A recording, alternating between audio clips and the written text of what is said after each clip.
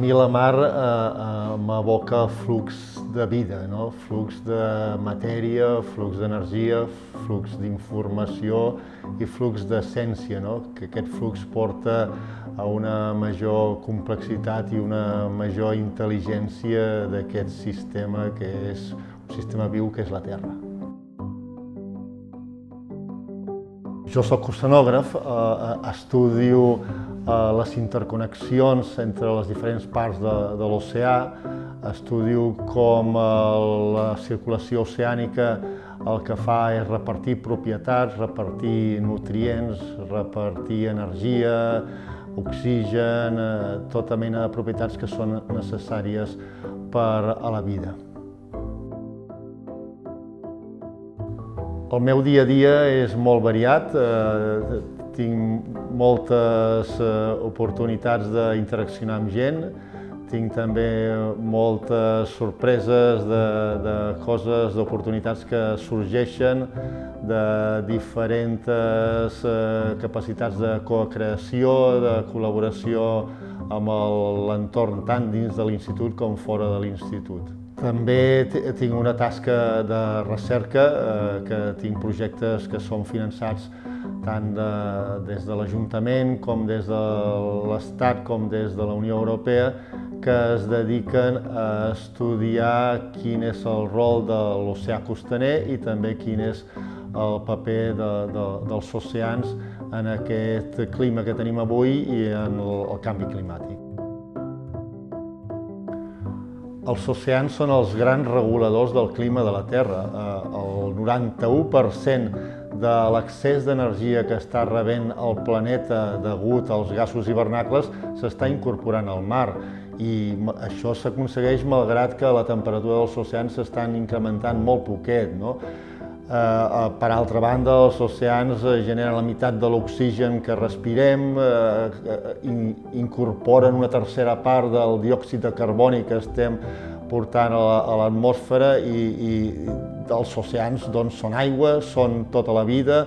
La pluja ens arriba de l'aigua que s'evapora dels oceans.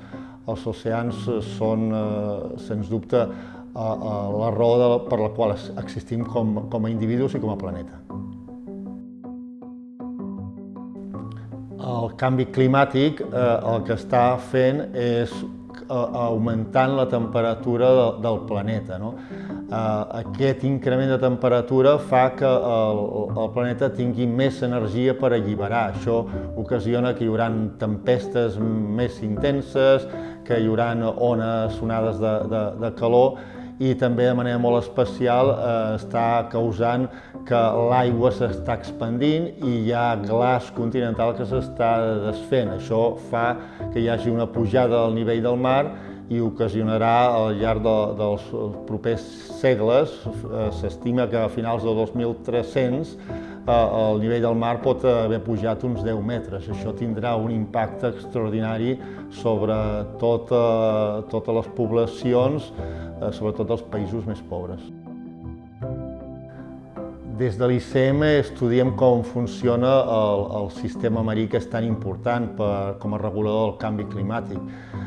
Llavors, a més d'aquest coneixement millor del sistema que ens permetrà saber quins són els llindars i com evolucionarà el sistema, el que també fem és estudiar quines són les possibles accions que generaran un sistema més resilient, una línia de costa i uns ecosistemes marins que estiguin millor adaptats i ens protegeixin millor del canvi climàtic.